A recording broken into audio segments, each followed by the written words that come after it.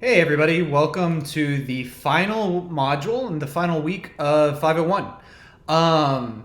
Hope you enjoyed it.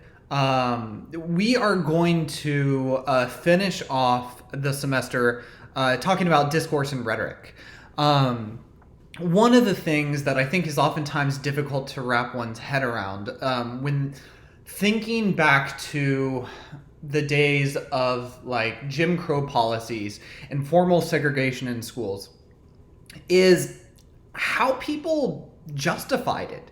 It's something that in today's context seems absolutely off the wall bonkers and obviously incredibly racist to tell people of certain racial groups that they cannot use certain schools or not use certain hospitals, and to implement formal segregation. The purpose of a lot of this module's content is to try and give you an idea of how people justify inequality through their modes of speaking, through their rhetorical strategies. Because ultimately, every policy throughout history, as much as we may look back at some of these policies and think they seem absolutely bonkers, were justified in some way or another at their time. A Sage rapper of Run the Jewels fame, LP, said in his latest album, "All oppression is born of lies," which is true. Ultimately, in order to oppress somebody, you have to lie about them, or you have to make up some sort of lie, or spread some sort of untruth that justifies treating groups differently and treating one group or a set of groups in particularly poorly compared to other groups. And so what I want you to do this week, aside from finish off your final paper, is think about the ways that people come to perform mental gymnastics in order to justify horribly atrocious treatment of certain social groups and to justify the inherent inequality that we see not just systemically in our education system, but the United States writ large. So you have three module content pieces or three articles that are specifically all oriented around rhetoric and the way that we speak about inequality, specifically the way that inequality is justified. Now, only two of those actually have to do directly with schooling. The other one is a broader theoretical piece that's actually really important in sociology today. But I'll start with the Epson-Robertson piece. That is another Virginia-centric article that specifically talks about the rhetorical strategies that were used to justify massive resistance. Now, that's something you already learned about a couple modules ago. So you know the ramifications of massive resistance, you know what it consisted of, specifically here in our state of Virginia. But one of the things I think the previous article lacks is providing a context for how people justified that. And the Epson-Robertson article does a very, very, very good job of painting a picture of a cultural climate in which people believed things that we would consider outrageous today. And I think it provides some context. It makes the cultural climate of, the time of massive resistance in Virginia feel a little bit more tangible, because you can kind of understand the language that was rolling off of people's tongues in order to justify what was ultimately heinously unjustifiable. The next thing that you will read is Bonilla Silva's Four Central Frames of Colorblind Racism. Now, this is actually a book chapter from Bonilla Silva's book, Racism Without Racists, which today is really part of the canon when it comes to the way that we understand racism and de facto segregation in sociology today. Bonilla Silva's basic premise is that overt racism that is the kind of racism that you think of with like things like massive resistance or like the Ku Klux Klan, really in your face kind of racism, is something that for the most part is not socially acceptable today. And it hasn't been for several decades.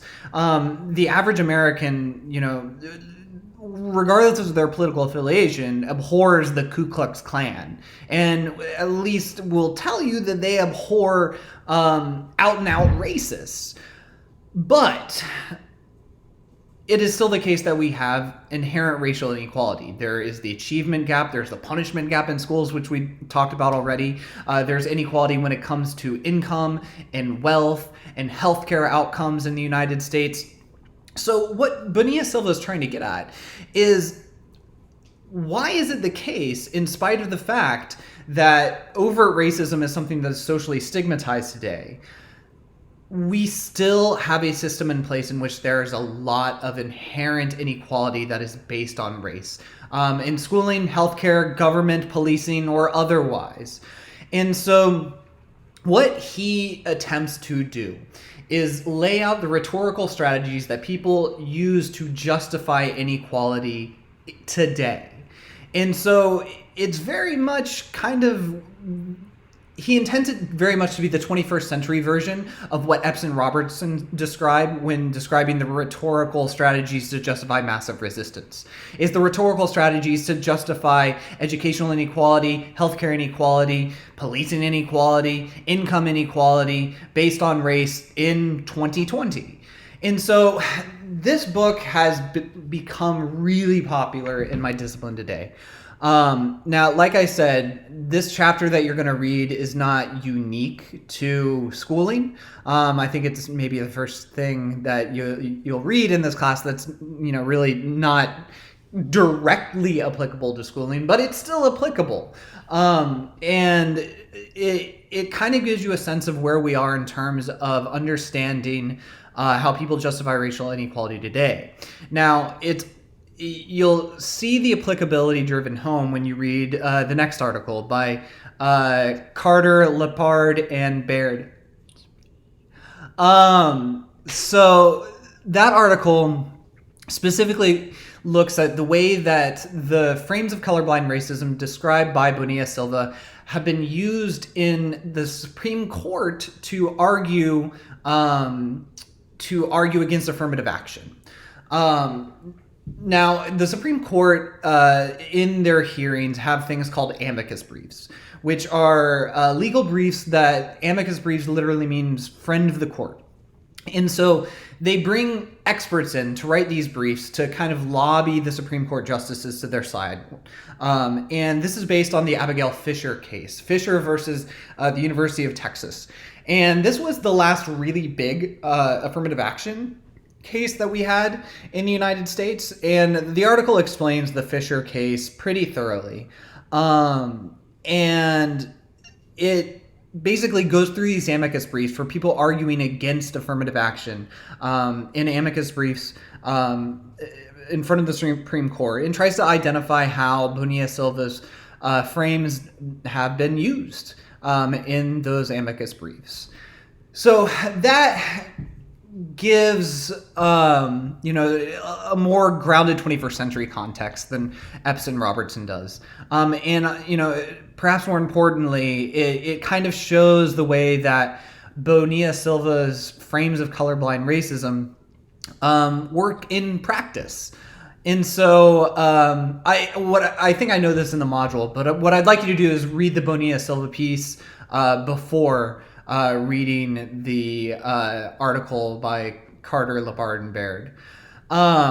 So in terms of engagement and assessment for this module, the discussion board, what I'd like you to do is to talk about ways in which you've seen any of the rhetorical strategies that were discussed in the resources of the module. Whether it be Bonilla Silva's frames of colorblind racism or some of the rhetorical strategies that are laid out by Epps and Robertson. How have you seen these things? Is this something that you have come across? Generally speaking, a lot of what they talk about is really common, and so I would imagine the vast majority of you have come across some of these lines of argumentation. In fact, I guarantee all of you have come across some of these lines of argumentation, throughout the course of your day-to-day life. Especially Bonilla Silva's frame of abstract liberalism is especially common, and is one of the things that I wrote about in the last piece you'll read.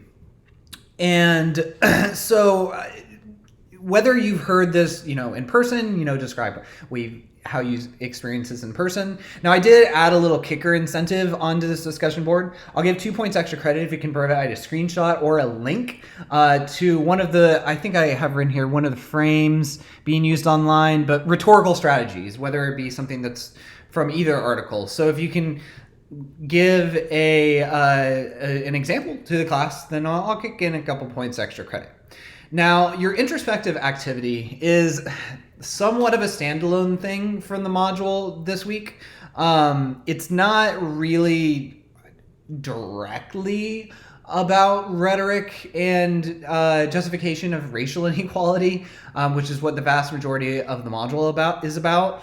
But it's about what role you have as educators to be activists, which is something that I find a lot of Matt students get towards the end of their degree program and they never really have wrestled with this question. To what degree is a teacher supposed to be an activist? Should they be an activist? Does it enhance their ability to do their job? Does it detract from the ability to do their job?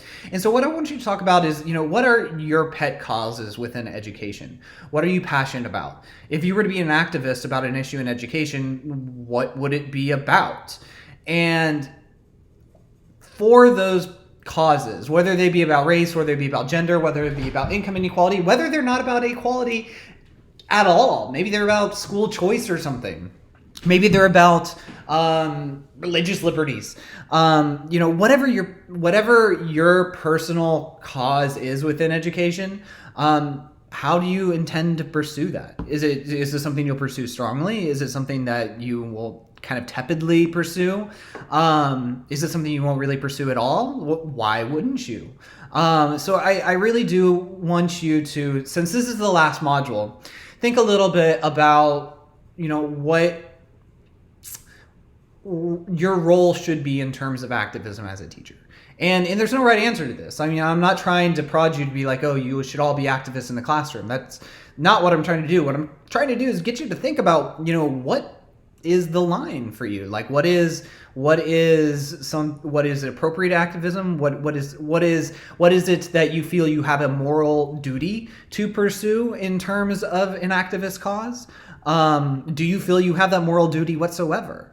And so like I said, there's no right answer. It's just something that I really think you should mull, especially given that, a lot of you are going to be teaching very, very, very soon. So for the synthesis essay, what I want you to do is discuss similarities and differences between the rhetorical strategies, that are in the Fisher case, discussed in the Baird, Lepard, and Carter article, and compare it with what you saw from the Epps and Robertson article from the era of from formalized segregation, from the era of massive resistance. Massive resistance to the end of formalized segregation. Now, I mean, I'm not going to tell you that there's a right answer here either. There's really not. Your perspective ultimately can be whatever it's going to be. Just support it. Like, if you think that these two articles represent fundamentally different things and people behaving and using differently and using different rhetorical strategies, that's fine. Say it. Just justify it. On the other side of that coin, if you think it is the case that these are remarkably similar kinds of social behavior and these are remarkably similar kinds of rhetorical patterns, it's just one was from the 1960s and one was from, the 2010s, then say that too. Just whatever your response is, justify it. So that's your last synthesis essay, and I want you to kind of synthesize between those two articles. Lastly is your final paper. So your final paper, naturally is detailed in the course syllabus. This coming Tuesday, I will do another just kind of like public forum to get your questions answered, or if you want to do like a Google Meet just one-on-one, you can do that as well. I have a lot coming up this week, so I'll make an announcement letting you know specifically when that is going to be. That I'll do like a kind of like open Google Meet. But I mean, even if you can't partake in that, like just hit me up if you want to do a Google Meet at some point this week, or if you just want to email me to get questions answered about your final paper. Yeah, do so. I have gotten some emails already. And I think probably the most common question, and one that I should probably go ahead and address, is whether it is the case that you should look at the dimensions of difference that you're examining separately from one another, or you should talk about them kind of like all blended into like one overarching discussion about the impact of all three. My answer has generally been you're not required to talk about them all blended. You can talk about them separately. You can talk about them completely discreetly from one another if that's what you want. I think it is preferable to talk about how they interact with one another. In sociology, I may or may not have told you about this already, the kind of new paradigm in sociology is intersectionality. The way that multiple dimensions of diversity interact with one another. Everybody has multiple dimensions of diversity that define them, and it's not just one dimension of diversity that defines anybody's social experience. It's a combination of all of the dimensions of diversity that define them, and they all interact with one another. And so if you can write your paper, at least kind of at the end when you do an overview, in a very kind of intersectional way, I do think that would be preferable, and that would make your paper pop. If you can find resources that do that, that's even better. Although you all have turned in your annotated bibliography by now. But if you have found resources that really blend the dimensions of diversity that you discuss and talk about it in an intersectional kind of way, that's awesome. Like, I think you should really lean into those resources. So anyways, best of luck. I'm here for you throughout the course of this week. Hit me up if you have any questions going into your final paper, and I will catch you later. Bye.